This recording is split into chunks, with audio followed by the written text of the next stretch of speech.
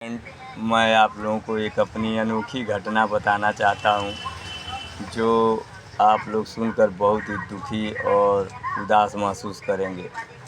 मेरी 3 शादी हुई है। पहली शादी से खटपट हो गया और उससे एक बच्चा था जो इस समय 21 साल का बच्चा है। वो औरत मेरे ही नाम पर रहती है कानपुर। उसको मनाने के लिए मैंने दुनिया की सारी ताकत लगा दिया, नहीं आ रही है और ना ही बच्चे को भेजती है और घर का सारा जेवर गहना सब लेकर चली गई थी।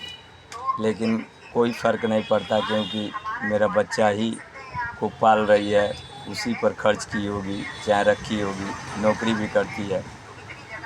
मैंने बहुत कोशिश किया, फिर 7 साल बाद एक शादी किया बहुत ही खूबसूरत लड़की से। सांवली ही थी लेकिन साल भर ही हमें सुख दी। मानस पुत्र को जन्म दी। उसके बाद से उसका भयानक बीमारी से देहांत हो गया, जिससे मैं पूरी तरीके से टूट गया और शादी न करने की इच्छा जताई और कहा घर वालों से कि मेरी पत्नी सुख मेरे नसीब में नहीं है। लेकिन अचानक मेरी माँ को ईश्वर ने कैंसर रोग से मारकर धन और जन की हानि की, जिससे मैं और टूटकर गड्ढे में गिर गया। उसके बाद से क्या हुआ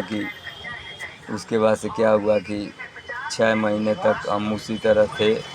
लेकिन माँ ने मरते समय क्रिया धराया था कि एक लड़की बलिया वाली का कुंडली आया है, उससे शादी कर लो। मैंने उसके कहे अनुसार कर लिया और घर द्वार सब देखती है, लेकिन यही है कि धन का नाश बहुत तेज़ी से करती है और मायके की सपोर्ट के इशारे पर ही चलती है हर कदम हर पल। लेकिन फिर भी क्या किया जाए, बड़े लड़के का गम सताता है। उसके ओर बहुत मैंने प्रयास कर रखा है।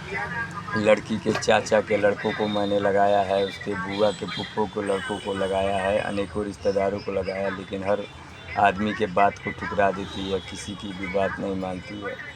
यही सब हाल है मित्रों।